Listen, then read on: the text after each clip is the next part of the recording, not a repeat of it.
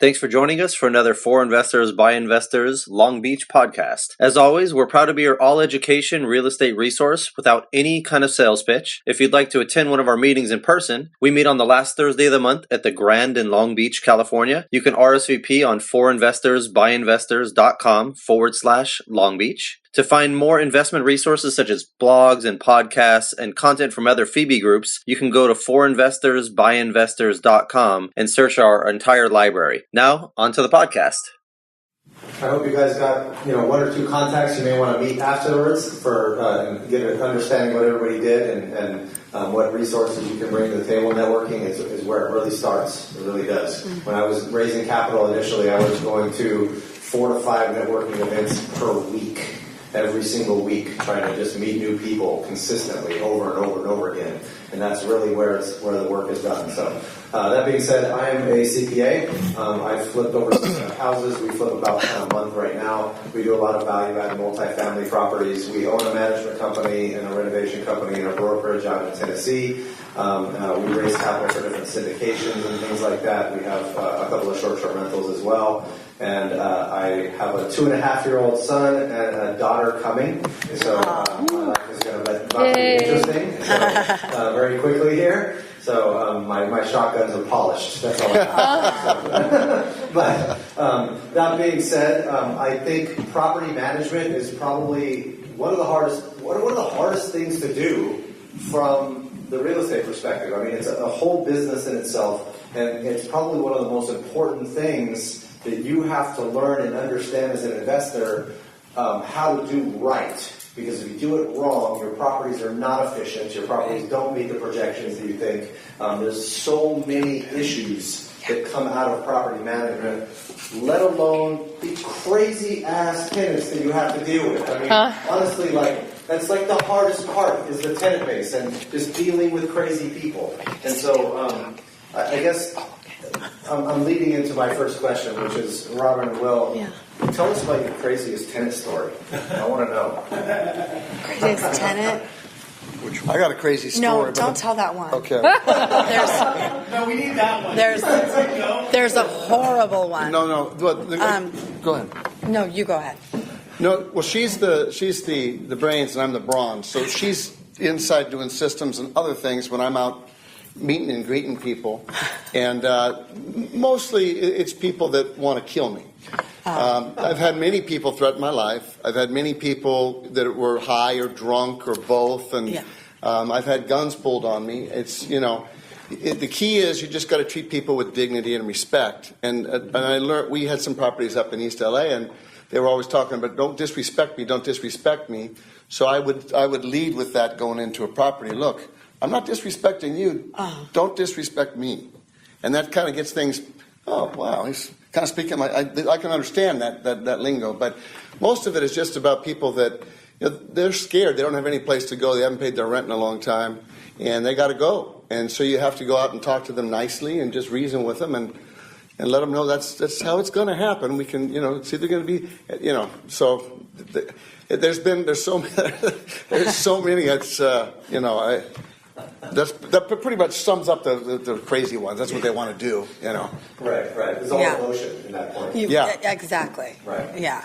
We had a tenant in the very beginning. It was the first tenant I ever had to evict that was 500 pounds and bedridden and had a 2-year-old and a 4-year-old taking care of her. What? And we bought the house with a tenant in place already, of course. Yeah. As soon as we had this tenant, we started looking at all the applications and things like that when we bought a house with a tenant in it. Right. But and it took 15 firemen and a Zuzu trooper and a cargo net to get her out through the front window of the house. And it was one of the hardest things I think I've ever had. It makes you a very hardened person.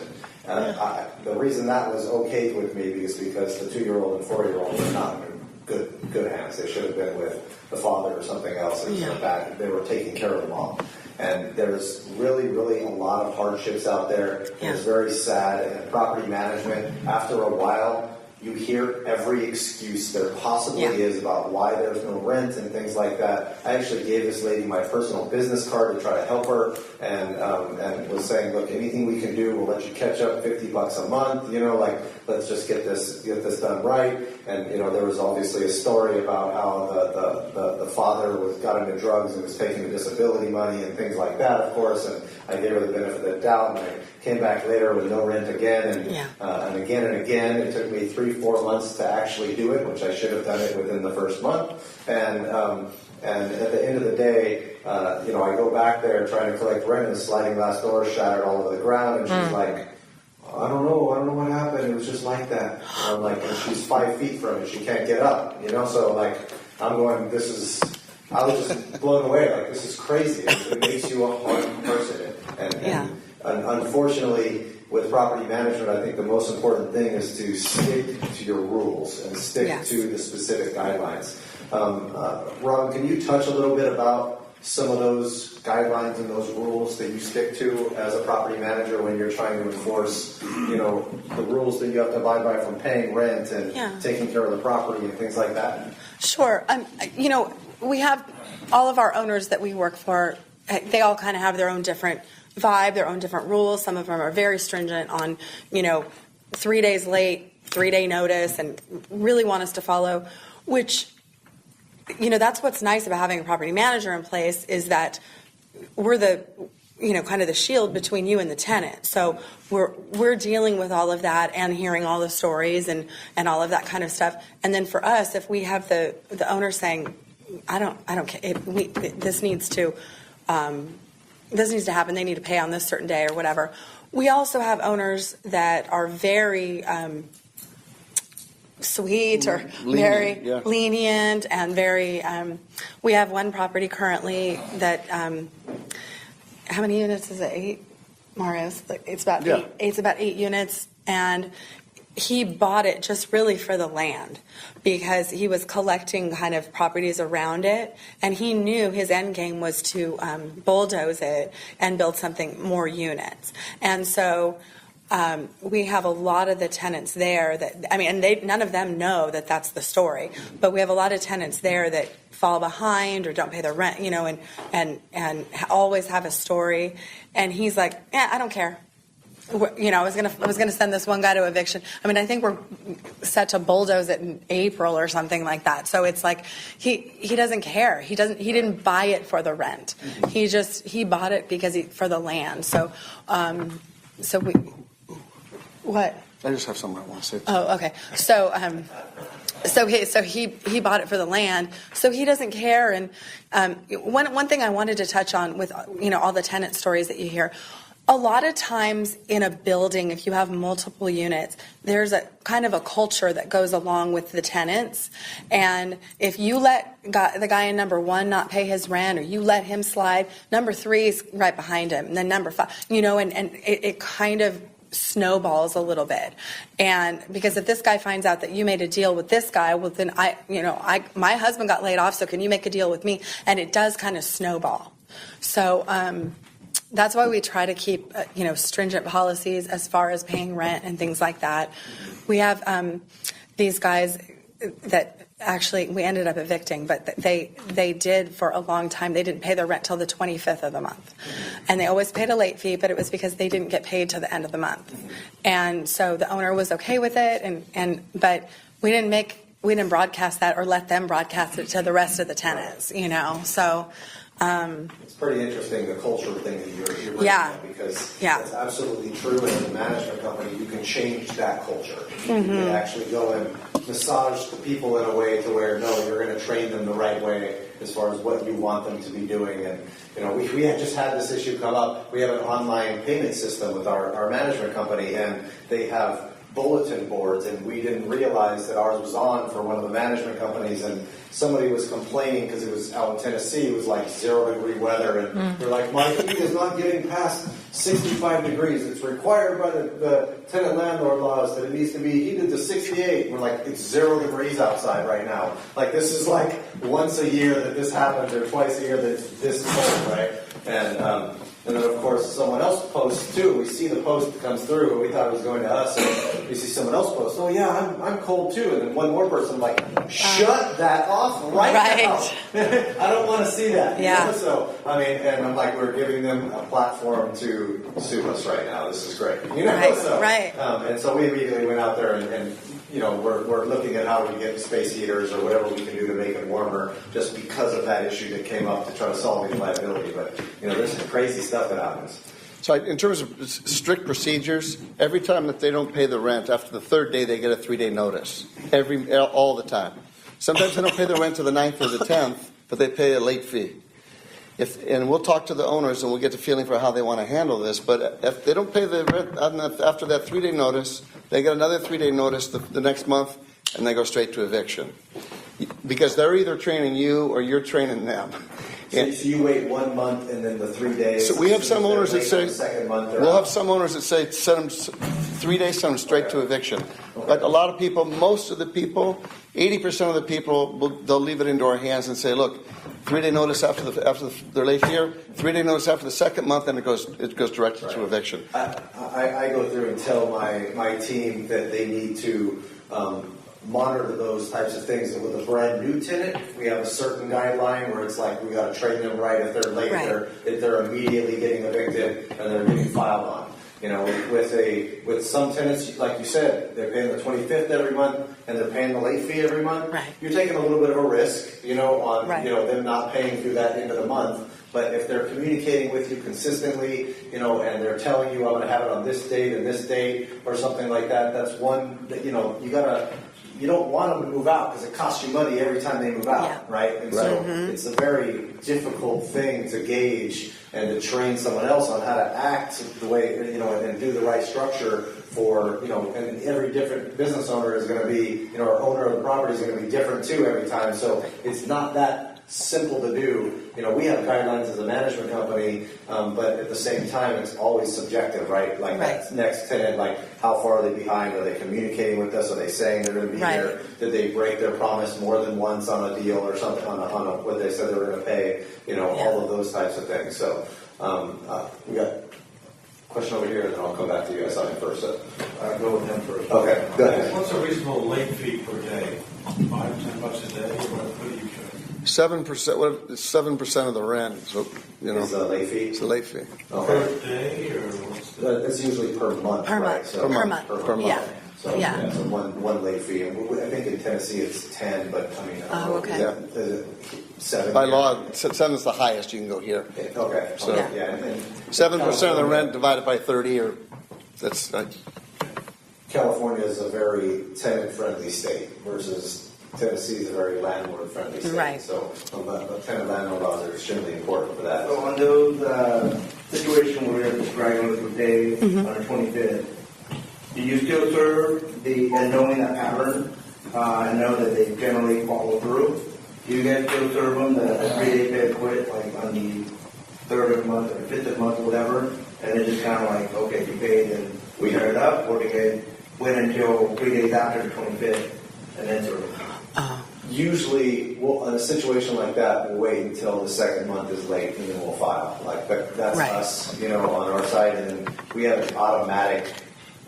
We have emails that go out automatically from the management software, like the 3rd or the 5th of the month if they're late, and it automatically goes to them then, so they get their balance and their emails that they're notified. They don't all check their emails all the time, of course. So you know, if they're not. There also needs to follow up with calls, and I require my people to make calls consistently, like, you know, right after it's late, the 10th, the 15th, it's like constantly on the schedule, you know. So, how do you guys handle that kind of stuff on the, you know, collections calls and things like that? Is that you have a pattern or a system that you guys use, or? Yeah, we usually go out and knock the door when we do the 3-day. You know, so we do knock the door. Usually that's Will's job. I don't knock a lot of doors by myself. I don't do it as much as I used to because we got a couple of other people helping me now. Yeah. That's not fun. No, that's not fun. No, and honestly, most people don't answer the door. Well, you know, right. So, but We had that one example I was talking about, the guys that don't pay till the 25th. That's kind of like an understanding with the owner. She's fine with it. So we don't give them a 3-day, but anybody else, if they're, straggler or whatever, even if they call and they say, I'm going to pay on the 8th or the 15th, whatever I'm getting paid, I'm getting a check, whatever, we'll still give them the 3-day, because what if they don't? You don't want to risk it. If they don't, you want to be able to follow the procedures and take them to eviction as soon as possible if you need to. And just like Matt touched on, it is expensive when you have to evict someone and then you have to turn the unit. So sometimes it is tempting to kind of work with someone, but sort of like your other example, when you sort of wish I should have evicted these people 3 months ago. You get burned. You sort of do, and so it's sort of easier to and more cost effective sometimes, even though you're facing a turn, you're facing the eviction costs, to still go through with it. And so our computer software, we use AppFolio. You use Buildia, but we use AppFolio. Yeah. AppFolio, every 3 days, boom, it spits out all the 3-day notices. Mm-hmm. And the staff's instructed, they all get posted.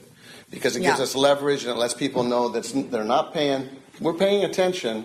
You're not. This hasn't gone unnoticed, and so you're going to have to pay your rent sooner or later. One thing we do to protect ourselves as well, which it's not that easy, but every time we have communication with somebody for a delinquency, it gets documented in the management system, so you have a complete touch system where it's like the emails went out here. All the information for every conversation gets logged in, so then that way we can, when we're reviewing delinquencies on a weekly basis to see, is there any action that needs to be taken with anybody here? We know this is the whole conversation that occurred. Everything is all right there for you to be able to review, which is a gigantic, thing to be able to do. So. Yeah, I'm sorry, just real quick. You talked about this in the beginning about the emotion of this, and for people that are new business, new owners, or thinking about buying a property, you have to remember the hardest part for an owner is that you're emotionally involved. You live in this place, right? They're your neighbors, Yeah. And so you can kind of, if they don't pay, sometimes people take it personally. It's really, they're not doing anything to you when they don't pay. They're not paying. So it's not really a heartless job. It's just like, look, you're probably a pretty nice person, but I don't really know you. This is a business relationship that the owner has with you, and I've been hired to hold you to that business relationship. And if you keep it that way, you try to keep. It's hard, but try to keep the emotion out of it.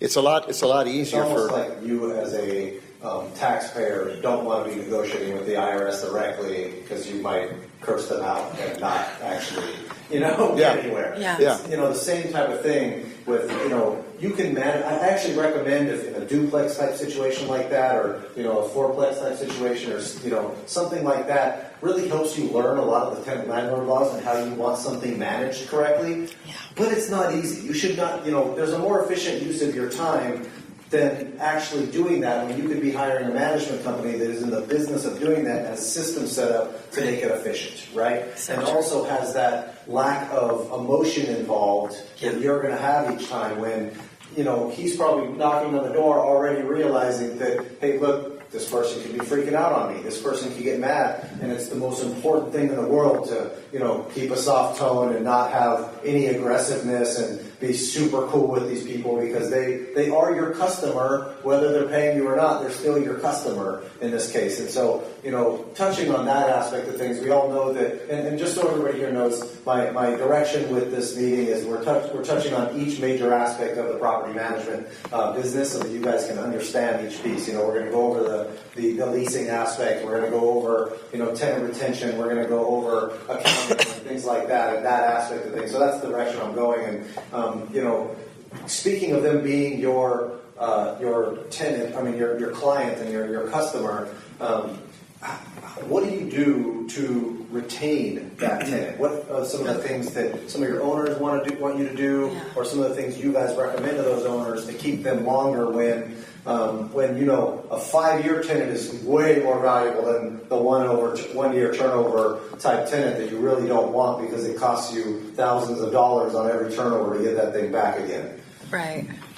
So I think the most important. So as a property manager, we walk a fine line because We want to keep expenses down for the owner, so that the owner's making as much as possible. We want to keep the expenses down, but if the expenses are down too far, it's going to tick off the resident, because you're not answering my calls, and you're not fixing my blinds and my toilet's backed up. So you kind of have to go. It's a very fine line that you have to walk. So the most expensive part, and you own a bunch of apartments, sir. The most expensive part is the turns. If every time somebody moves out, you got to repaint it, you got to recarpet it. It's a pain in the wazoo. So if you start at the very, very beginning, so you're talking about retention, I think it starts at selection.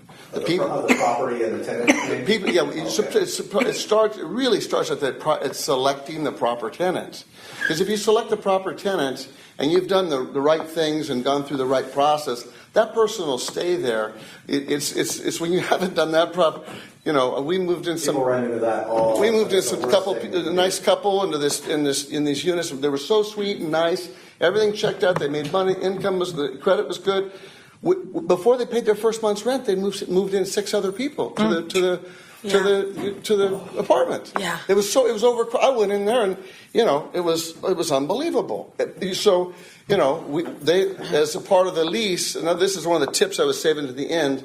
When you write your leases, write in how many people can be living there. Mm-hmm. But you can write it's 2 people, and so we had to remind them, look, you haven't even paid your rent here.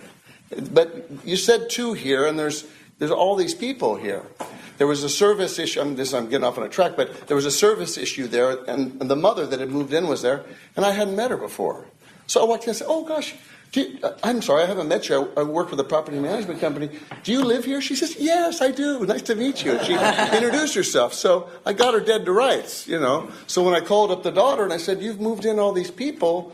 They got to go, or we're going to have to evict you." That's just part of the contract that you signed, So I think the selection process, and I think you have some more questions about that later. I don't want to jump ahead, but the selection process is very, very important. And then to keep them there, you have to answer their phone calls. You have to treat them with dignity and respect, and you have to do what they ask you to do in a nice way, without giving away the farm. And really, I'll say one thing, as a property management company owner, we also have to think about the clients that we take on, the owners, that if you have an owner that's not going to, that's going to be a slumlord, and they want you to be their shield. Like, why is my property not getting rented? Yeah. You didn't fix anything. Yeah. Why don't you let me fix anything in the property? Yeah. It's hard to rent something when there's bugs in it when you're trying to show it. You know what I mean? And so when they don't want to spend the money, or they don't want to get it up to, rentable, where somebody would actually live there, that's difficult. So, we have to, the screening starts with the landlords, with the owners really, that we take on, because what are you actually getting yourself into by trying to manage this thing? Right. Yeah, because then the tenants are upset with us, of course, and rightfully so, because we're their contact. Right. So they want answers from us, and this guy won't pay any money. So it's so being a good manager and keeping your property well maintained, the proper communication with the tenants, the right screening up front. Yeah. Really, those main things are gigantic in my eyes too.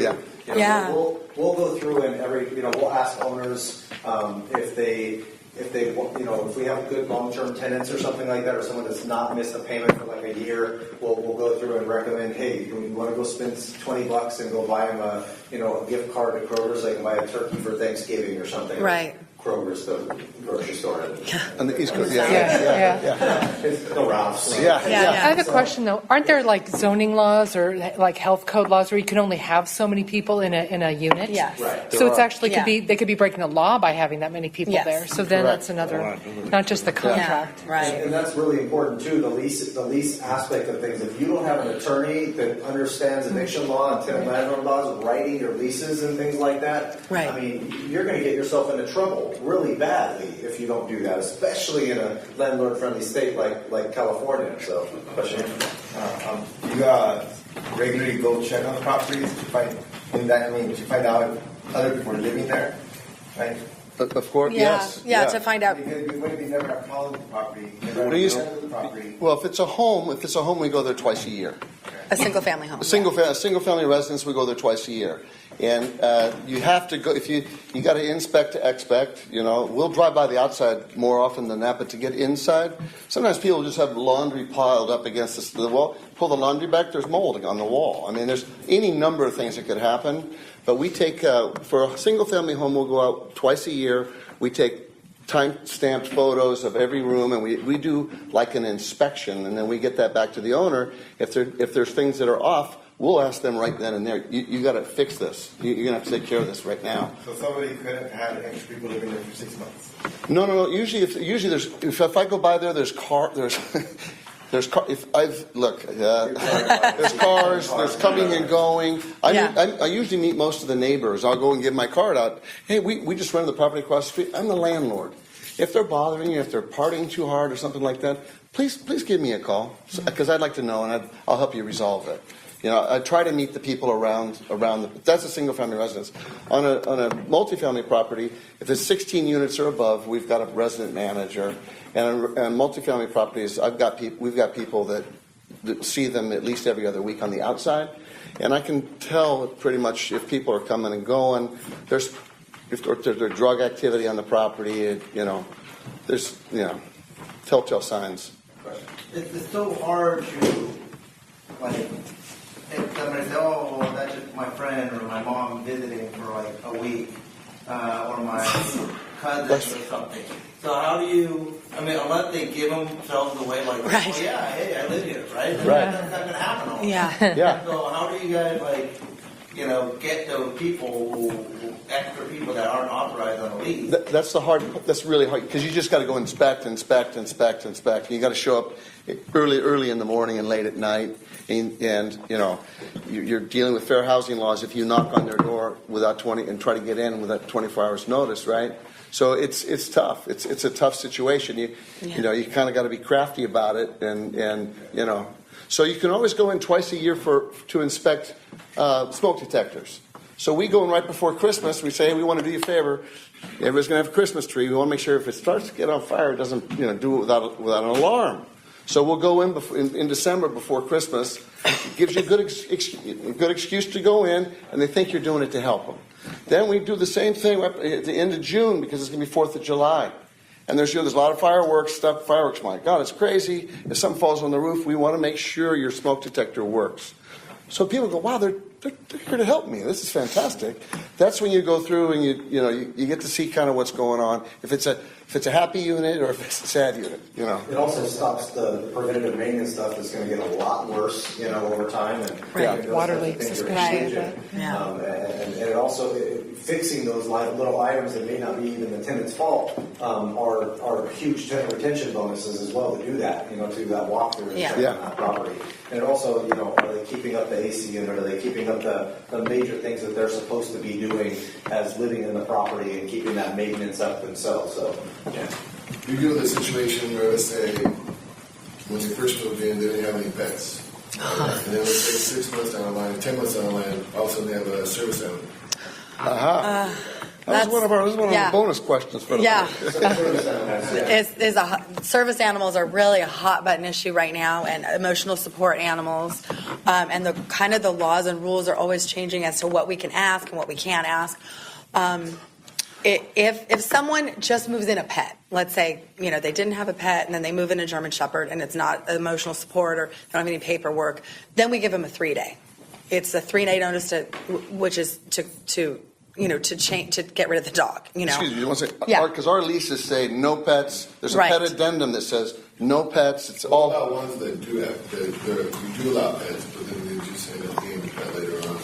So I think she's getting that. Well, if we have a property that does allow pets and they get it later, that's kind of a case-by-case basis. We'd still, we need the shot records, we need a pet deposit and that type of thing. So if they didn't come to us, that's a little shady. I don't like that. But if the property allows it and the landlord's fine with it, usually we work with it.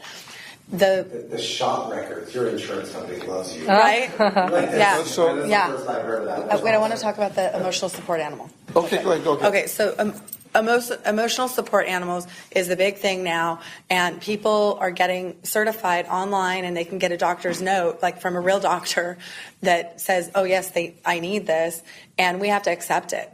So it's really challenging, especially. You can never know for sure if somebody, needs an emotional support animal. I mean, I think my Chihuahua's an emotional support animal, to myself, but I don't have any paperwork on him. My dog off on my business, because it increases my stress. Right. Exactly. So a service dog is a different thing. I'll just touch on this really quickly.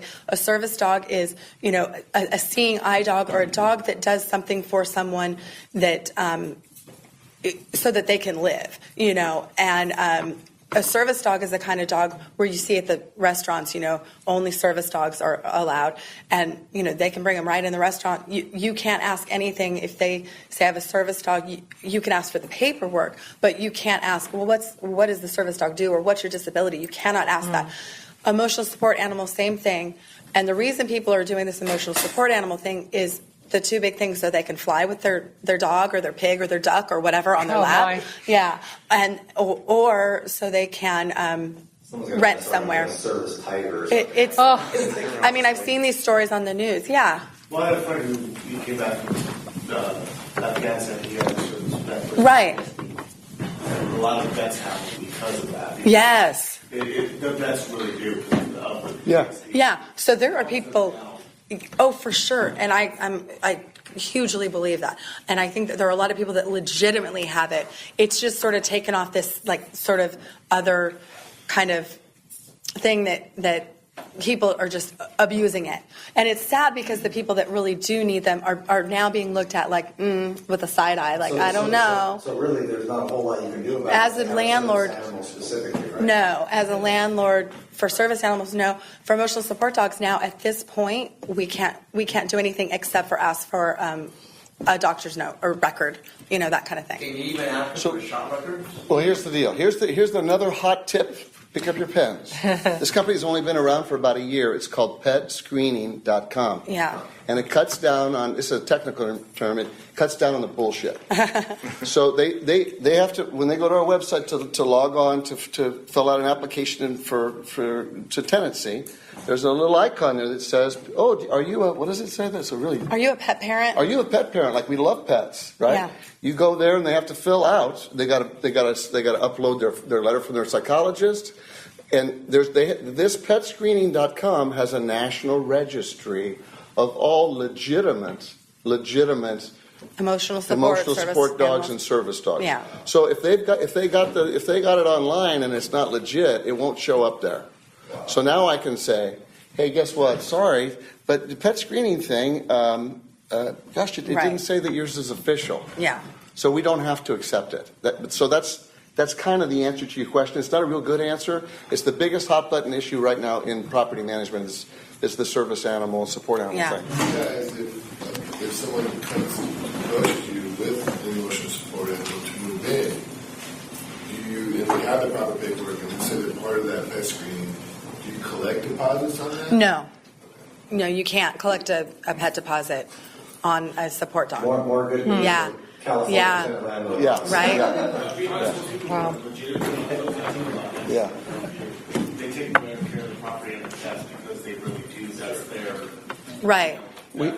So I'd like to see it something happen where it's a little more tightened up so that the people that legitimately need them can have them and have all of the benefits of it without the people wondering if they're making it up or yeah.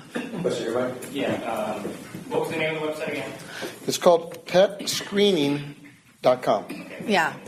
And there's a link to it on our website too if you, yeah. Number two, you said that you go into single-family residence twice a year for something that's legal. That's like a legal thing that you can...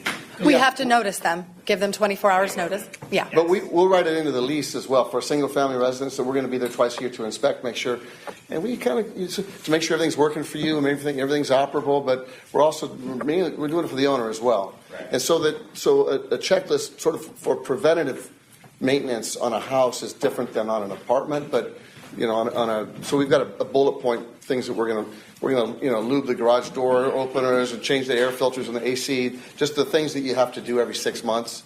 And we have a list of that. If I can get you if you want it. And then my next one is, what if it's a apartment complex under 16? What happens if it's a 6-plex or 4-plex? What's the question? How often? How often can you do an inspection?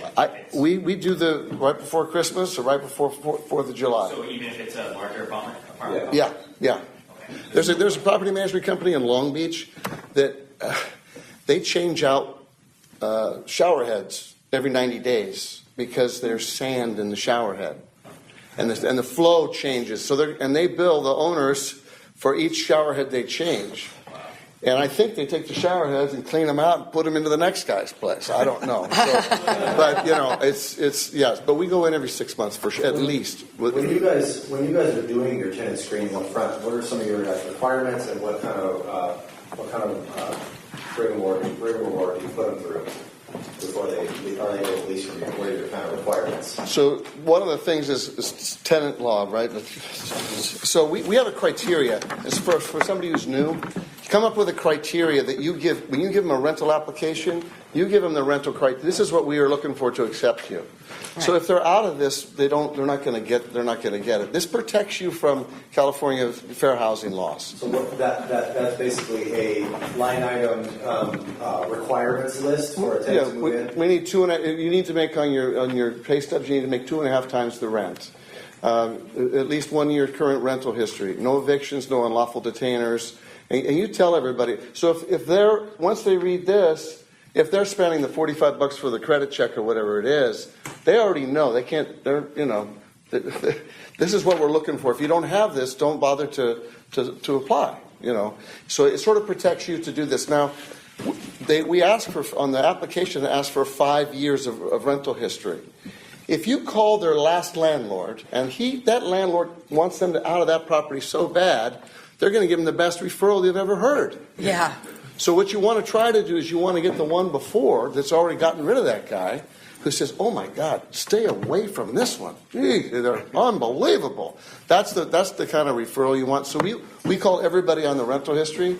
We call their employer and we call their personal references. One really good thing that I know some management companies do, and we'll do it on a case-by-case basis, is if you're unsure about a tenant or something, to actually go to their current residence and sign the lease at their place, because you see how they live at that point. And I know a management company that implemented that in a different market, and they cut down 75% of their large rent rates just from doing that strategy on every single one. But it's costly to do that. Sure. Yeah. You got to go drive there every time. What's the implication there, Matt, that if you see something you don't like, you say, I'm no longer interested in renting? Yeah, what is that conversation? So you look at that and basically you say, why are you leaving? Did you cause these damages? Or you can tell really quickly if it's a landlord caused thing, like a roof leak or plumbing type issues and stuff like that, or major systems issues, or if it's like there's drywall holes in the wall and the carpet is just completely destroyed, it's those types of things that you're really looking at is,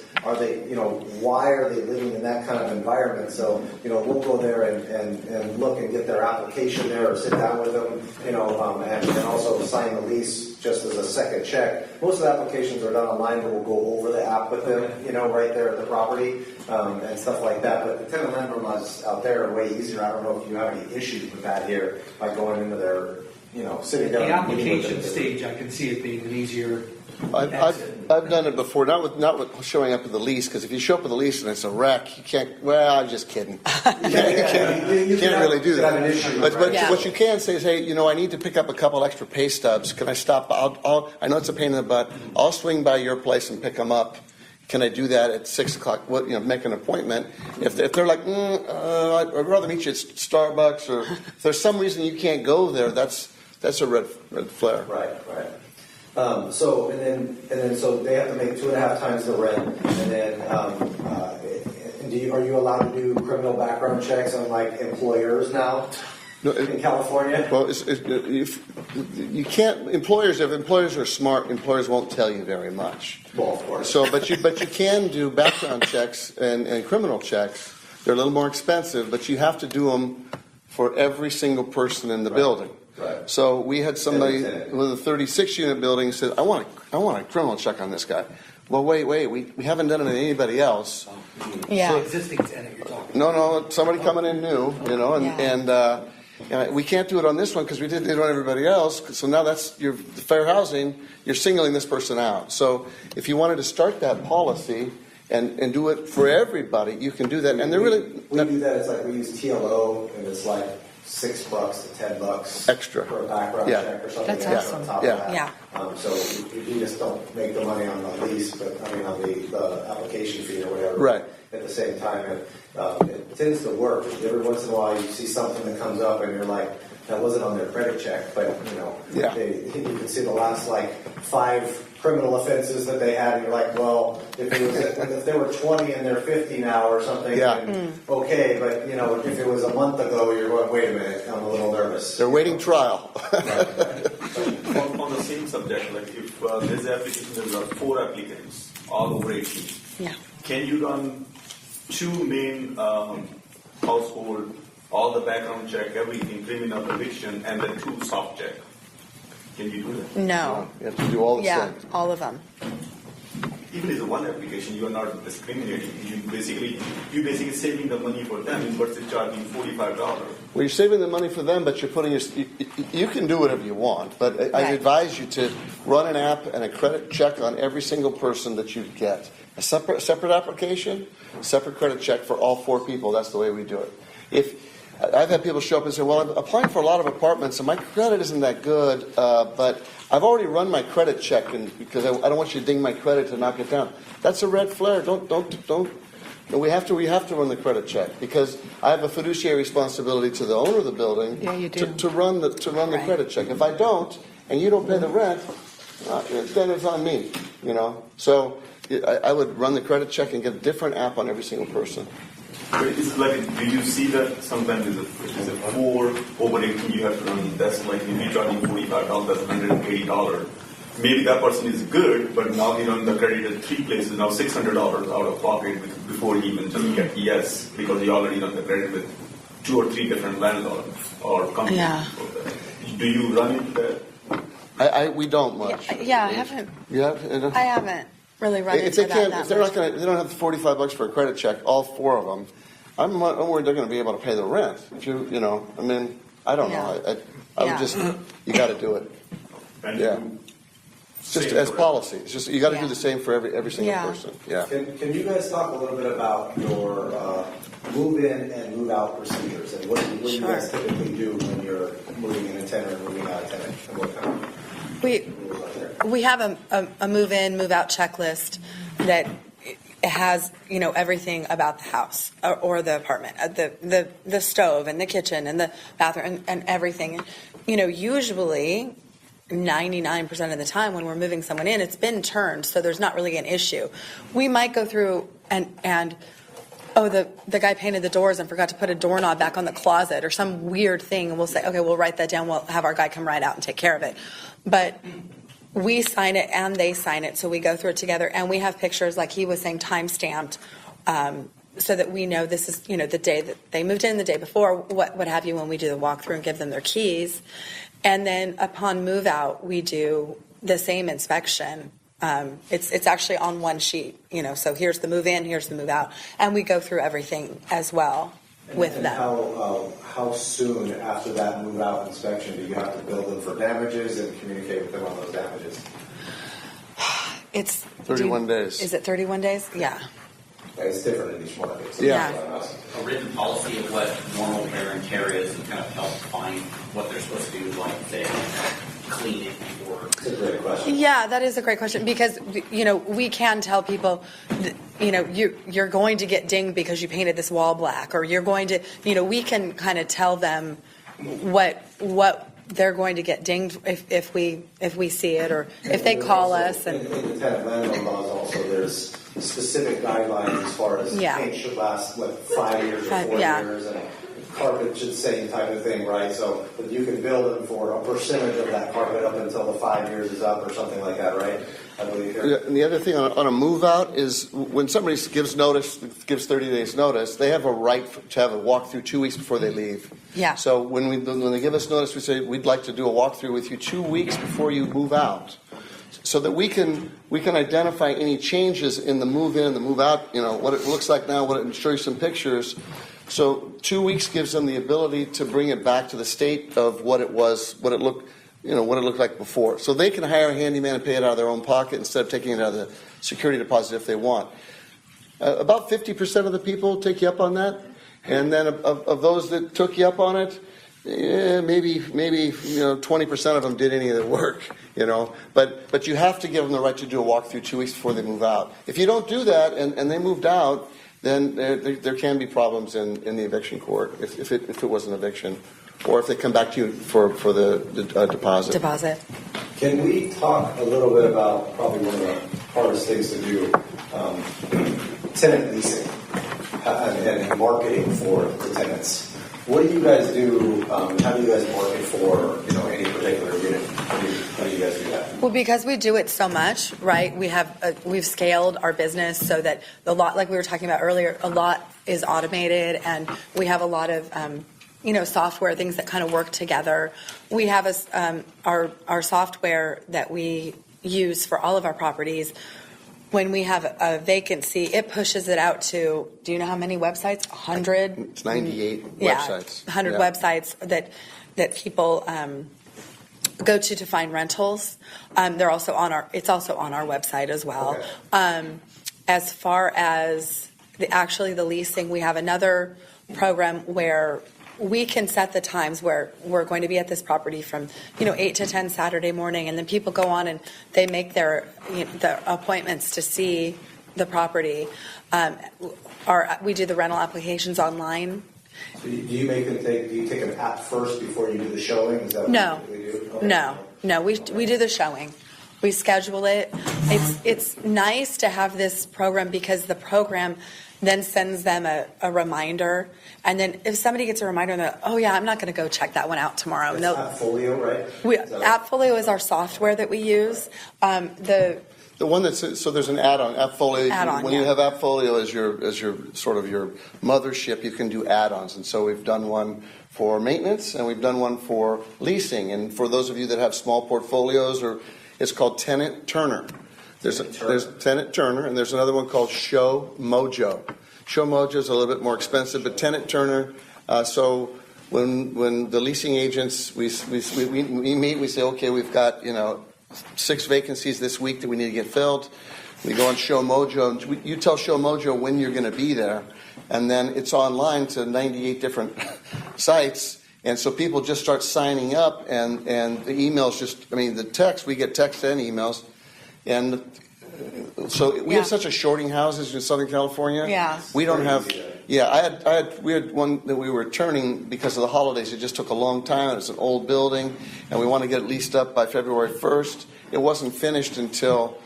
Is today Thursday? It wasn't finished till yesterday at about 3:00, and I had my first showing at 4:30, and we've got it's gone because Tenant Turner let us put it on a waiting list. Yeah. Put it on a waiting list for a week ahead. Then I let the waiting list off, and everybody showed up, and so. It's been a game changer, Tenant Turner. Yeah, game changer. It used to be the leasing agents would say, okay, I'm holding an open house at this property Wednesday evening, 5 to 7. You have to do it, when people are not working, or Saturday afternoon or whatever, and they just were taking all the phone calls. They'd take all the phone calls and say, okay, well, I'm going to show it this Saturday. By Saturday, nobody remembers this Tenant Turner thing. And so you're sitting there and nobody's showing up or whatever. This Tenant Turner thing, it sends them reminders. It says a 24-hour reminder. It says a 12-hour reminder, and then an hour before a reminder, they get a text.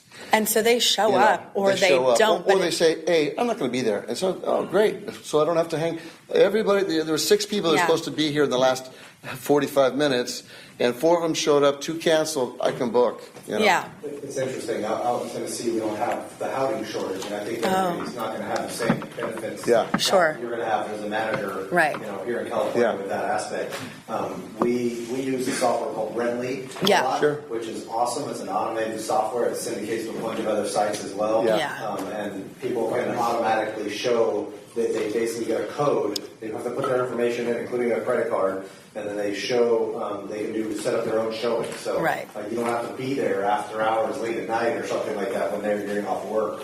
And they give them a code Yeah. for like 30 minutes. At first I was a little concerned about vandalism and theft and things like that, but we haven't had that issue at all. I know that other management companies out of state that they do nothing but Rently, and Right. they have had like one instance where the Rently box was broken from some kid Right. in the neighborhood or something. Right. And that was it. It's really interesting. Say it again? Rent, LY. Yeah. .com, yeah. Yeah. And then we also, some of the extra things, like Yeah. for us, it's more about optimizing the best rents we can get for the property, but also being, and I look at that as if you have really good marketing on your rentals, then you can get a little bit more for those rentals as well and get them done faster without having the downtime that you would from a little bit higher rent, right? And Yeah. so from our standpoint, we'll go through and we have procedures where we'll have flyers given to the neighbors on that, like right around the single family home or something along those lines. Or we'll go through and we even took a stab at Facebook pay-by-click marketing for tenants. And what was really cool about that was that we were able to get a database of like 600-700 tenants in the area, and we're going to continue to do that. We're having a new marketing person coming on board, and we're going to strategically make that more efficient. But it's really and target the right tenant base. We're getting a lot of lower end people coming in,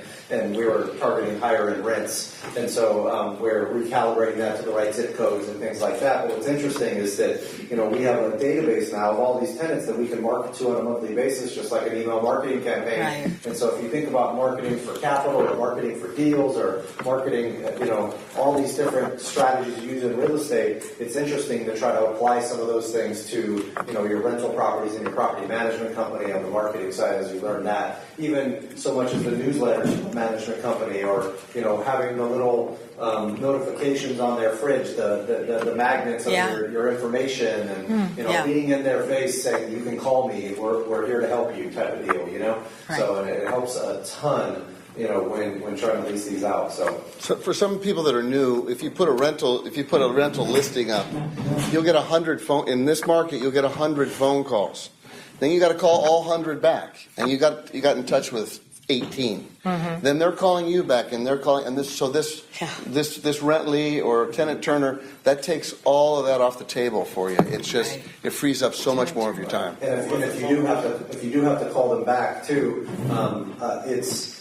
we're in the process of implementing a system called Podio. That's a CRM system that basically we use this for our property marketing when we're trying to buy properties. We have all the sellers call and they all go into our system and we track them that way for hot leads and things like that. And then you can do the same thing for renters as well. And have, if you don't have, there's always some lack of automation in some cases because you have multiple ways for them to contact you, right? And so to have that all go into a system and then have your VA calling them or something like that back to be able to schedule things or get the proper paperwork and weed through all of that stuff can be a giant help. Of course, your VA needs to understand the tenant landlord laws and what not to tell them and things like that. Right. You don't want to get yourself into trouble there. So, question? What tools do you use to determine what's your rent?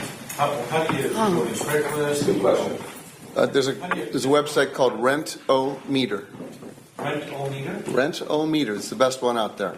I think that's pretty good for apartments, right? Does it focus on single families too? Yeah. It does single families in this area anyway. It does single families and apartments. But all you have to do is put in your address and put it the bedroom count, and then you put in what you think's the good rent, and it'll come up with a wheel. Whoop, you're under or over. It shows you the average, shows you the median.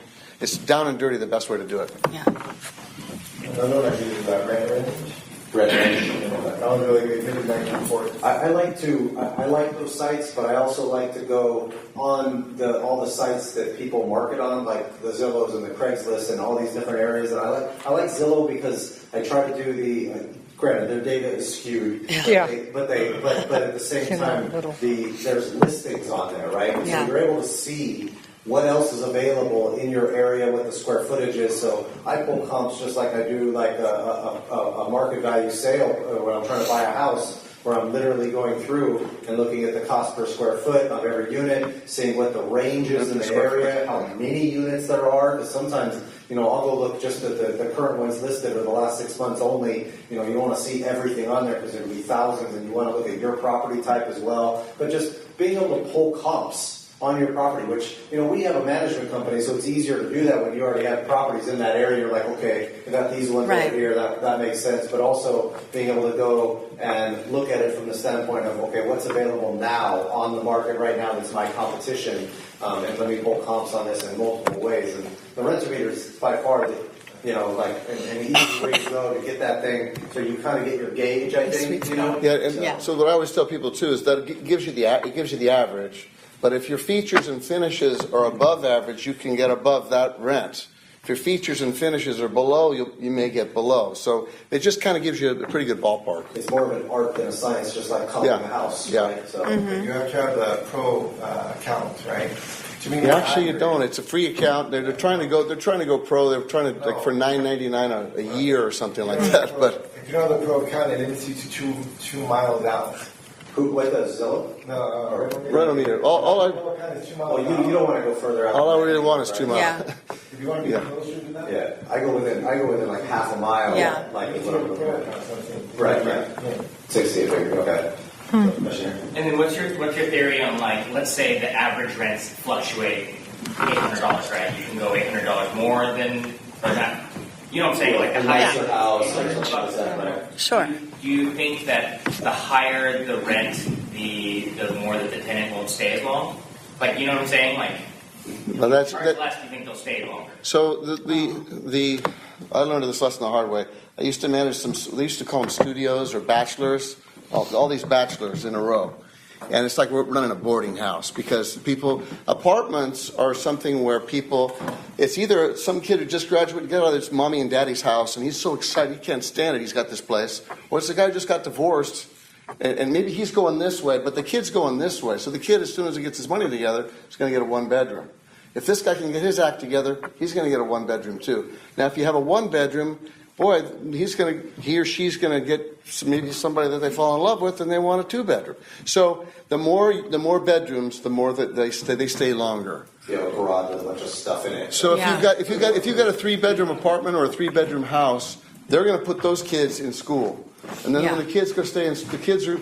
Well, we can't. The kids got friends, and they got soccer, whatever they have. They're going to run through that cycle. So what I think about for you in terms of, I don't think it's a price point that makes people stay or go. I think it's the domicile itself and can hold more kids, because if they got kids, they'll stay longer. And it's who's your base, so who's your client, right? So if you're in like a downtown LA type area or something where there's tons of businesses around the area, or high-end clientele, you may want to go through, and the business area, you may want to go through and rent that side of your property, because it's almost like when you're rehabbing a house to go flip, the more you add that value, the more your rent should technically rise. It's not always relative because you have a limitation in the area. Right. If you do your house super nice and you want to get $3,000 a month for it or something, or you're 2-bedroom house, you want $3,000 a month for it or something, and you see one next door that doesn't have all that stuff, it's going for $2,400 or something.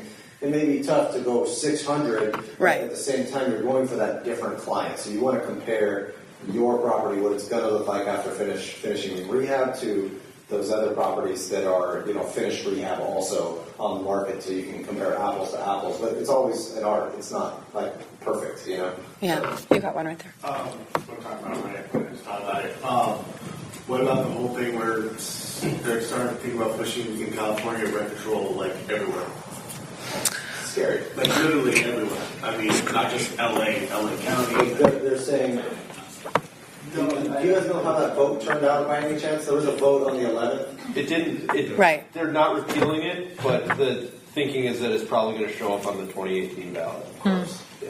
So what for Which those I of you think guys who will don't pass. know, what they were doing is they're putting it on the on the 11th this month. They took a vote to see if they could have what their goal was to have each individual city have the ability to enact their own form of rent control. At least that's my understanding of it. So and so if that happens, you have a lot of places turning into San Pedro and Santa Monica and LA area where you have tons and tons of rent control issues, and it's their way to fight the housing crisis in California. Right. So I mean, At low landlord what's- expense.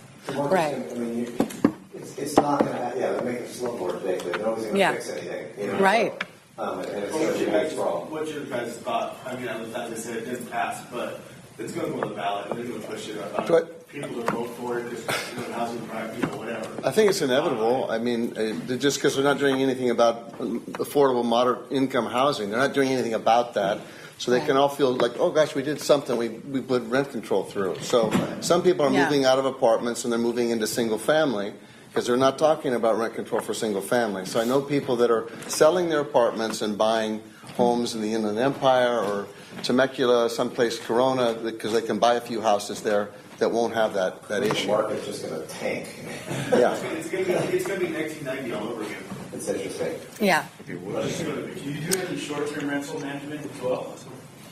If it's we're doing some, but it's our office is in Bixby Knolls, which is not far from here, but we wouldn't do it any further than 10 or 15 minutes away from our office. I don't think Long Beach. I don't think they allow it. Well, there's a lot of it going on. Beach doesn't. Huntington Beach doesn't. Yeah. We've been researching quite a bit on my side because I have them, and it's a headache. I make lots of attention, right? Short-term rentals, the technical term. Airbnb is just a platform. There's like hundreds and hundreds of platforms. Right. So, and there's a big fight with the cities right now about it because, in my opinion, the politicians are stupid. Right. They have their concerns that are wrong, according to the statistics. So it's interesting what's going to happen. But it's also going against the housing shortage as well because they're saying that they might take up a percentage of the housing and things like that. Is there really, I got to ask, is there really a housing shortage? Because I can't drive 2 miles without seeing a new apartment building going up. Oh, I mean, it's interesting. I think some of the permitting processes are going up, like Garden Grove, just to try to help with this in the city I live. They went through and enacted a new rule as of January, which basically said that if you have it used to be a 9,000 square foot lot, now if you have a 7,500 square foot lot, you can now add a mother-in-law suite that's like, if it's attached, it's 1,200 square feet, detached, 750 square feet, so that it's going to get a little more crowded, and people are buying houses like that just to, great, let me go spend, 150 a square foot to build the thing, and it's worth 400 a square or 350 a square, and so it makes sense if you can buy it at the right price, and make it work, of course. So it's another way to flip a house, So But question. Man, I think it was one of your meetings recently where we had an attorney talk about, as a property owner, where the marijuana laws. It's Bill. Okay. Yeah. It sounded pretty scary from a property owner's standpoint. So, do you have any experience yet? As far as Lourdes came and said, Have you had anybody trying to turn your houses into grow houses? we have not that we know of. We've had several owners since it got passed. Yeah. They want to notice the whole building that's a smoke-free environment. Yeah. It's all smoke, which doesn't count out edibles, but I mean, no nicotine or marijuana. And that's the thing that Bill brought up specifically about that was in the leases that a lot of times in your lease it'll say, you can't break the law, right? Lease, right? And nothing illegal in the property. But then at the end of the day, is it federal law or state law that you're putting in your lease? So there could be issues like that. Wasn't there something else? I think a couple other things that were coming out of it, but more for commercial. Yeah, no, they're always breaking the law. They're breaking federal law. Right. Because they're growing or smoking or or selling or buying a Class 1 narcotic, notwithstanding what California says. A government-issued Class 1 narcotic is wrong, but it's okay. Right. So I'll throw my opinion out there real quick. So what the big litigation that's going to, real estate litigation that's going to ensue, among other types of litigation around this area, is whether or not the contract is enforceable, because you have a long-term lease. Let's say it's not an apartment, but it's a nice home. It's a home, in San Juan Capistrano. It's on 3 acres, and they want to grow, and it's 3 professional surfers who buy the house, and instead of growing grapes, they grow marijuana. Okay. So, but you have a lease, and the lease is $7,000, $10,000 a month, and it's for a year, it's for 2 years, it's for 3 years, and either side gets in a dispute about that lease. As a landlord, your position is you're violating the law. That's one of the avenues you might pursue, because you're violating federal law. On the other hand, you've entered into a lease that needs to specifically address that. Because if it doesn't, then it's legal under California law. So now you're in front of a Superior Court judge in California who's being asked to apply California law. And on the other side, you're asking a judge to apply federal law. And, whether or not you can break that lease, you can evict them, all of that's an open question. Because they're engaged in a commercial enterprise growing marijuana. And then you have a whole licensing issue that generates liability as well, because all these cities are going to have their own revenue generating licensing procedures that are all about making money, and they're all going to try to get on that bandwagon. You have also the issue of modifying the property for that use and things like that as well, and causing damage there. Well, the property becomes toxic. Right. What happens is it takes so much electricity and so much water, and there's so much all manner of chemicals that are necessary to grow, and waste that accrues as a result of that. And then when they leave, and they will leave overnight. I mean, the 3 professional surfers, they will be gone on a Sunday, and Monday you will have the property back. So you're saying as long as they're not using chemicals and it's all organic, then it's okay then? Yeah, it's all organic. Thank you, Bill. Appreciate that. Interesting. I kind of noticed that recently too, because you can walk in, you can kind of smell. So say you have a tenant turn, are you guys replacing the carpets, putting like odor blocking paint? So I think this is going to happen more often now when people are smoking in the units, because it's legal in California. Right. If you clean it well and you put in fresh carpet and paint, you don't need. It's not going to smell like that. It should, unless they're cooking oil, or I've had meth labs before that. But so I don't think you need to go that far. That's one hell of a 6-month inspection. Right? Yeah. Right. Oh man. Yeah. If this is like it happened with me, Yeah. my tenant, she wanted to break the lease because of the other next door unit. She said she cannot stand the smell. Yes. So what? Yeah. Like, Yeah. So the question is, you have a neighbor that's upset about the smell next door, or whatever it is. She's a downstairs and she worked for MTA. She said, even she was questioned by her coworker that, hey, are you doing these? Right. Yeah. So what my option was? I mean, if I would let her out of the lease if she wanted, I guess, on that end, but as far as what can you do with the tenant who's if they've got do they have a medical marijuana card? Do they have? There's so many different things, but I try to enforce the lease of the person downstairs, because there's just sort of like noise. You're entitled to quiet enjoyment of your space. You're entitled to not have to change your sobriety date because somebody's smoking weed below you. So I try to go to that person first before I let the other one out, because if you let that one out and somebody else moves in, unless they're a smoker too, then you got a problem. So. But can you tell us if do not smoke weed?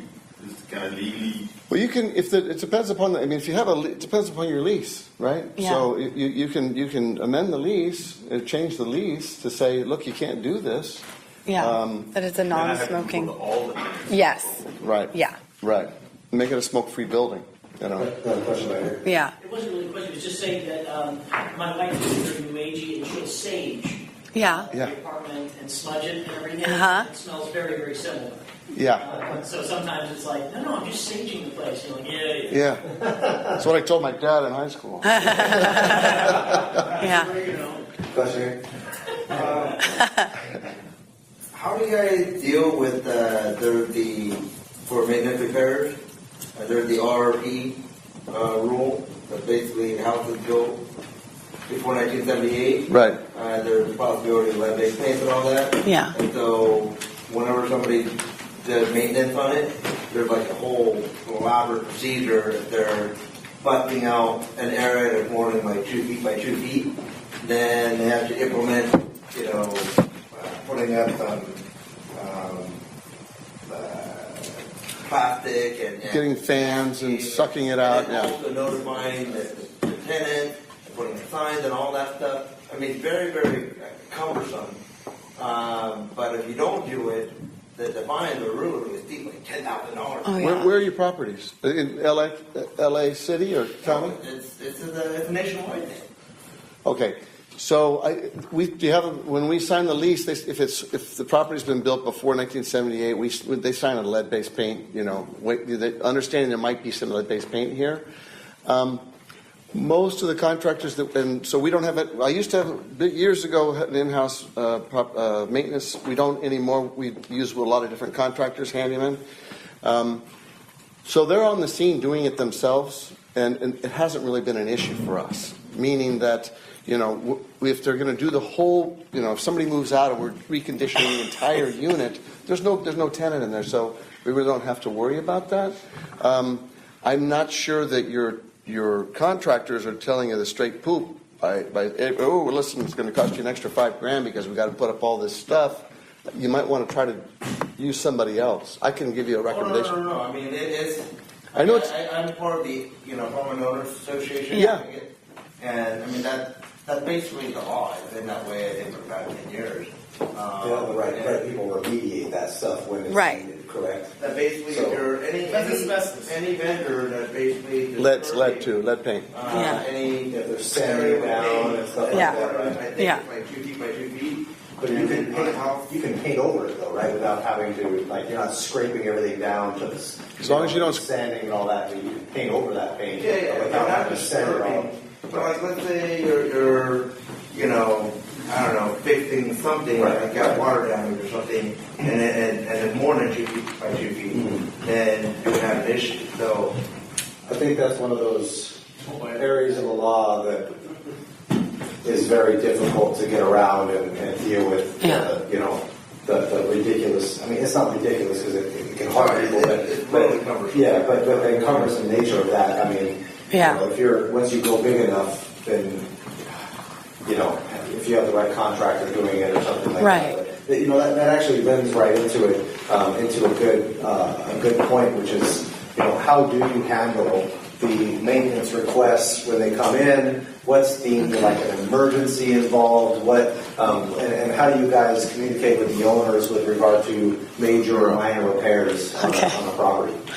Okay, I just wanted to real quick touch on something you were saying. That's definitely why we have the contractors that we've kind of vetted that do those kind of jobs, especially if it's a bigger job or something where we know there's going to be a problem or something like that. Definitely, it's very skilled contractors that we have that do those kind of jobs.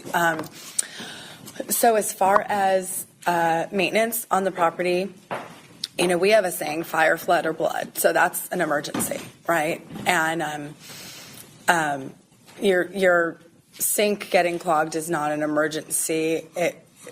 Somebody will get out there the next day, but we're not coming over at 8 o'clock at night or something. You know what I mean? We have something on our website where our tenants can enter a maintenance request through our website. And it's monitored. We have someone on call always who's monitoring messages, emails, phone calls, anything like that that could be an emergency. Our staff then sends the right a text to the right technician, right? I mean, so if somebody says, oh, my door won't close in my bathroom, well, okay, she'll send, Andy or whoever, and she'll send a text, and he'll coordinate it with the tenant, and it's another one of those things that we have that's like made it more streamlined, to get the maintenance done quickly. And that's really important. We were talking about tenant relations a long time ago, earlier, to make sure that they know that they're heard. And it's like, I get it. I don't want my sink to be clogged up either. I want somebody to fix it as soon as possible. So we're really on top of that and really sensitive to that. Communication immediately. Absolutely. Yeah. Okay. Yeah. And then as far as the owners, Will always says, when we take on a new owner, it's kind of like learning how to dance. And it's like, I learn, you might not want me to call you if it's, under $1,000. Somebody else might want me to call them if it's $250. Generally, in our contract, we don't call an owner unless it's $500 or over. That's what we do too. Yeah. So. And even then, I don't want to know about it until the end of the month. Right. Exactly. Like, exactly. People are like, I want to see every communication from the tenant, right? Automatically, stuff like that. Right. Can be a nightmare. So. Yeah. No.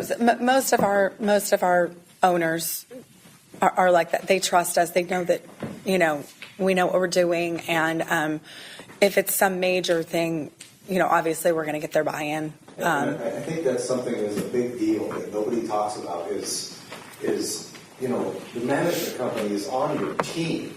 And so many times the management company is the one that gets all the crap when something bad happens. Like, the tenant doesn't pay and you have to evict them. And they're like, why didn't you do all the stuff up front? Right. Well, we did, but you can't get everybody, right? Right. Or like we've had it out in Tennessee where the pipes froze and we have to tell, every once in a while that'll happen in the middle of winter. Right. And we tell everybody beforehand when we're about to have a cold snap that keep your pipes dripping and things like that, your heat on and that kind of thing. And they still, it happens and the owners can get mad at you with regard to that. And I feel like, we've had outside management companies that some of our investors and things like that have utilized in the past, and they're like, they're not telling me about this, they're not telling me about this, and I kind of bring it back to reality with regard to, hey, this is what they're going through. This is what their procedures are when these types of things happen. Yeah. So it's interesting to see that from an owner and property manager standpoint. Some of them may not feel like that you're the good guys because you have to bear the brunt of bad news. How do you deal with that with an owner? Like, if you have a major repair where you walk in, and you got to do a rent rate of the whole thing because they destroyed it and it's going to be $10,000 or something. Like, how do you itemize that for them to show them and to show them pictures and that kind of thing? How do you communicate with them on those major types of items? Well, we try to get, we don't try, we get 3 bids for anything that we do. Okay. And backing up a little bit further for some of you maybe new, if you're looking for good vendors or good, somebody does painting or a plumber, go to Yelp. Yeah. Go to Yelp. There's a great resource. And so what I do about every 3 months since we're growing is I'll bring vendors in and I'll interview them in the office. If they can't come into the office to interview me, they're not thinking, they don't have a big picture. They're not big picture thinkers, and I don't want to work with them. But if they can carve out 20 minutes to come in with me, and I'll usually meet 6 people and try out 2, and I'm really happy with one, and I keep him, and he stays as part of the people that we work with. So because this is sort of strange, but I've got owners that don't want to spend a dime, and I'll send six guys over to give bids, and he won't pick any of them. He says, "Who else you got? You got somebody else? Who else you got?" Well, those are the 6 that I really, really trusted. That I've been in the trenches with these guys. They performed for me before. Yeah. Well, find me some more. There's got to be a couple other guys who want to do concrete. I mean, managers go through on the construction side. Yeah. I mean, you guys, who's here that dealt with contractors before? Yeah. You guys, it's not that easy to manage contractors, let alone consistent maintenance on hundreds of houses or multi-families, and being able to rely on somebody that you think knows electrical or you think knows plumbing, and then they don't, and you're like, great, what are you supposed to do? You got to go fix it. And a lot of times the manager sometimes, you can take the hit for stuff like that because you're like, great, I picked this guy out and he screwed it up and it's going to cost an extra $1,000 because of him. And then all of a sudden you're like, great, what am I supposed to do? I shouldn't be having to eat this because this is part of the normal, stuff that happens. And then sometimes you just eat it, and it's like, great, what are you going to do? So, I mean, it's a big problem. So someone had a question over here. Chris. So it's a two-part question. Do you keep a portion of the rental revenue in case something goes wrong at a standard percentage? Yeah. We keep $500 always in the trust account. So their money comes in. No. Just if it's a single family home, we may keep $1,000 in the reserves. But we work. That's part of our management contract, and we talk to the owner about it. When the money comes in, we're going to pay all your bills. We're going to take our management fee, and we're going to leave $500 in there for fire, flood, or blood. So that if on Friday afternoon, if water heater breaks and I got to go fix it right away, we have something in reserve to do that. And that's important too, because you don't want to have, as a management company, you don't want to have all your own money in reserves to front money for an owner. No. If there's a dispute or something, Yeah. this could be a big problem, and sometimes you do, and you got to charge them interest or something. Like, you owed me $10,000 for 4 months. Like, what's going on here? You know, like, I mean, that kind of thing can be a big. You want to fix the property, protect the owner as best you can, but at the same time, you can't be fronting money for every owner you're managing properties for. So. Both of you. So if you're a property management company and you tell me, oh, there's a ticket, I have a ticket for this repair, would you like us to send out one of our contractors, or do you have someone you prefer to send out? When you send out your own contractors, they work for you as part of your property management company. Does the property management company get a cut, a percentage of the fee of the repair? I do about a 20% markup on the labor because it costs me 15% in payroll taxes, and then I also have overhead associated with that as well on the labor piece. You get 20% of the labor. Of just the labor when he's an in-house contractor.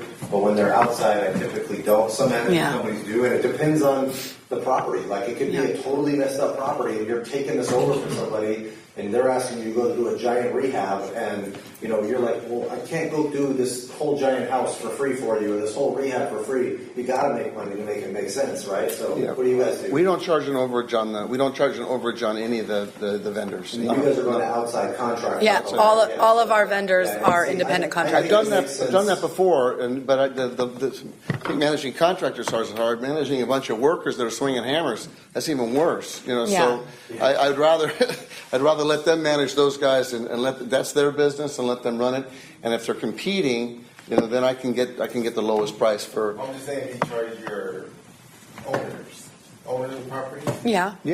You charge the owner, say, $100, but the contractor only charges you. Yeah, we don't do that. I understand the question. Yeah. We don't do that. We don't do that. So and I think when it's an outside contractor type relationship, that's normal. Yeah. Some management companies, every repair, they're like 10% is what they want, or 15%. You're paying workers' comp and taxes and all that stuff on those guys, so you should because you have in-house. You should get something. Yeah. Right. We have an in-house.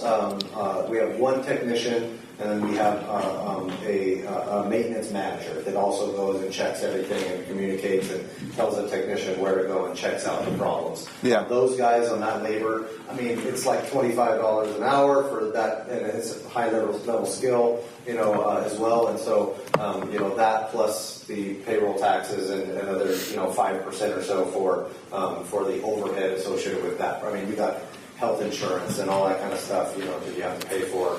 Their travel and driving time. A lot of times we'll charge a trip charge because it takes gas time to go out there. So I just want to piggyback on something that Robin said. So AppFolio is our mainframe, software.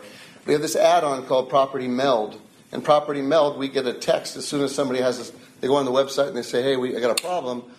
The person who's manning that night gets a text. They can send a text to the technician. The technician can text the person who's got the problem. Sometimes it's solved. It's the appointment scheduled within 10 minutes.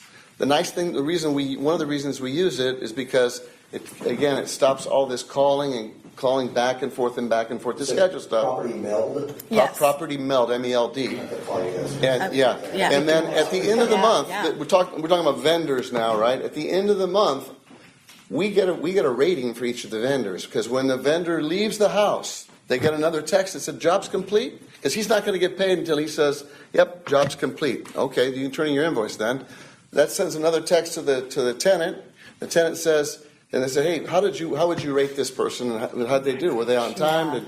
And it goes through a little survey. They fill that out. So at the end of the month, I can look at our 8 vendors and go, okay, listen, I've got to have a talk with Bob. Who said they were done and they weren't done? Right. Who didn't show up on time? Who had to reschedule 3 times? And that's huge for tenant retention too, because you're able to check did everything work out? Right. You know, so then I can call my vendors then too and say, hey, listen, you don't have to tell them they're being called. You just don't. You don't call them anymore to give them jobs, and then you find some better high class people. And then this is the maintenance request. Correct. That's through this. Well, it looks seamless when you go on the website. It just says make a maintenance request. But then, and I'm not a technical person, but they just add something on to AppFolio. It goes straight. It just goes straight to them. Our website guy did it. Yeah. So for the eviction, 2 questions. Yeah. For the eviction, you have the attorney in your team, or you go yourself into the court? That's my one job that I retain. No, so I go to court for evictions. But we do use attorneys. We use an attorney, and just for those of you that might try it, there's this same guy keeps coming to my head, the same owner. We have somebody that we've worked with, an attorney, and I can give you, if you want the referral, I can give you the referral name. All they do is evictions, and if you've ever been to eviction court, it's like a factory. You stand up there, you make your, and boom, it goes like this. If you don't know what you're doing, you don't do very well usually. So this one owner said, I want to use this one company that I won't say, but they're cheaper. Well, the one that they used, it took 3 months longer to get them out. And my guy's about 6. It did. It took 3 months longer. Plus, the attorney was at court saying, but if you want me to show up on Monday, it's another $1,500. Yeah. Yeah, so it wasn't cheaper. Yeah. So I love Tennessee. It's like $250. Yeah. So I show up to file an eviction. For those of you who are new, you need a copy of the rental agreement. You need a copy of the notice, the postal service, proof of service. You need proof of service, the eviction, the rental agreement, and you need the 3-day notice. And the bank journal. And you need the bank journal. So whatever you're keeping track of them, all their payments. You need all 4 of those things. That's what the attorney is going to ask for. So, have you been to jury trial? Jury trial? You have, right? Yes, I have. Yeah. Yes, I have. Did you win?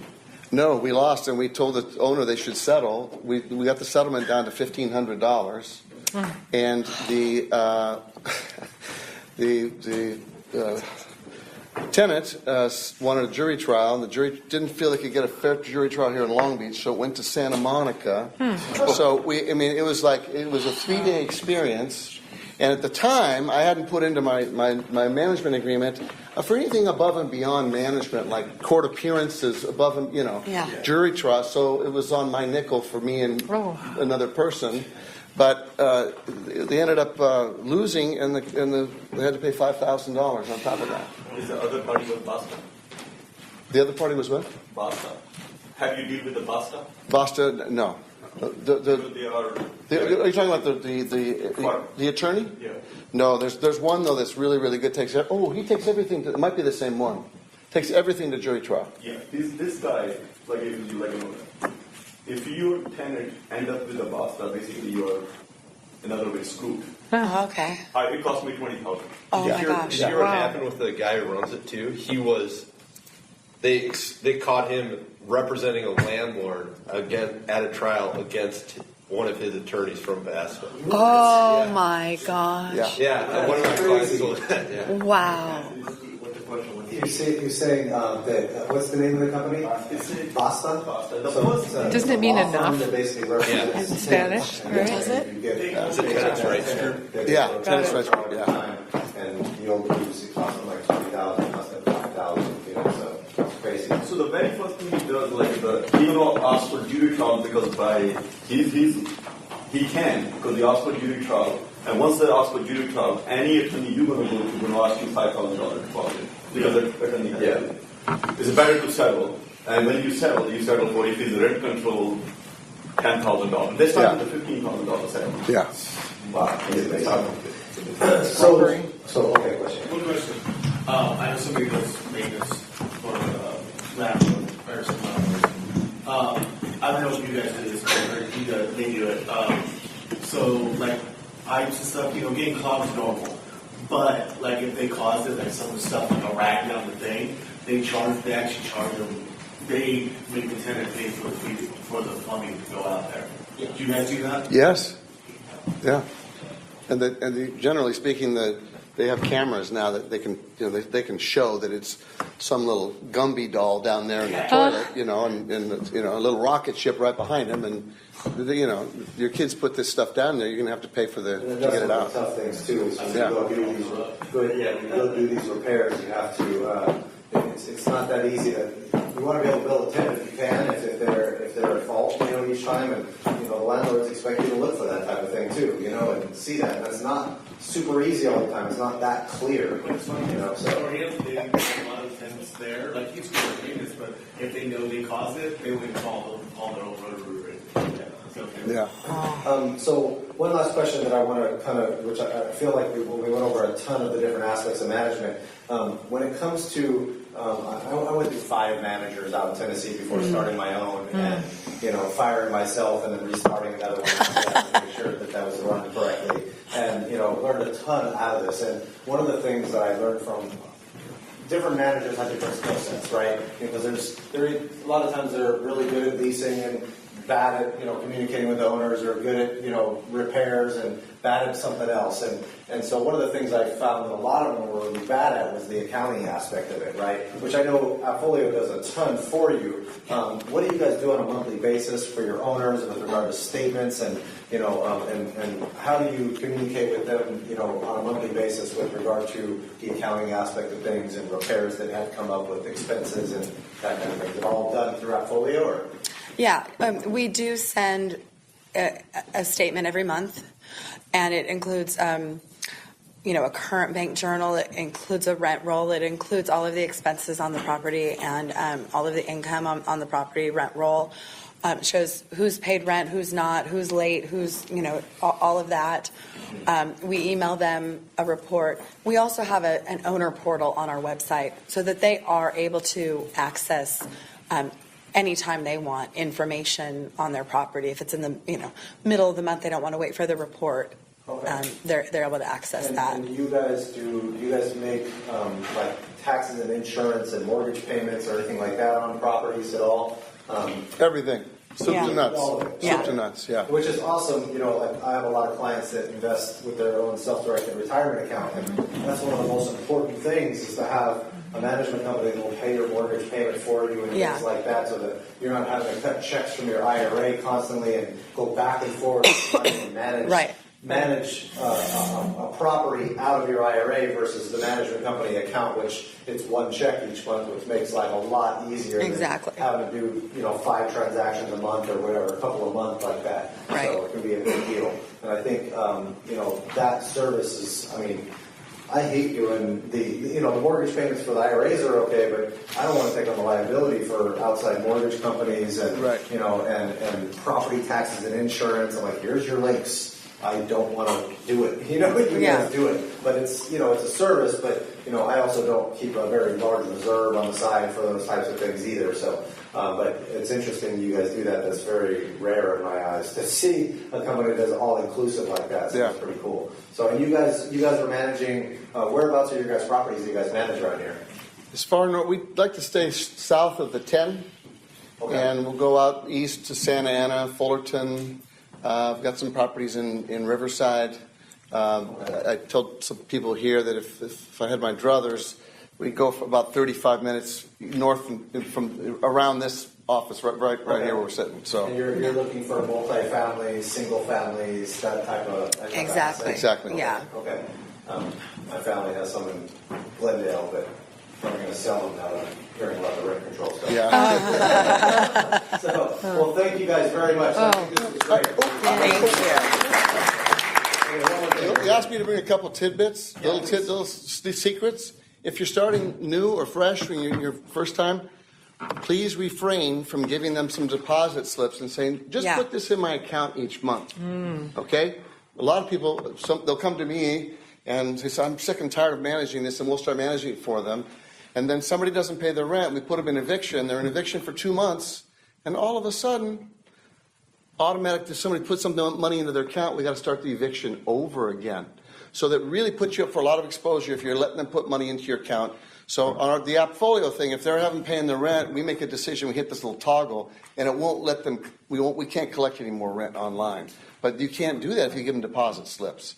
So that's one thing I just the other thing is if you choose a management company, make sure the management contract has a preset spending limit in it.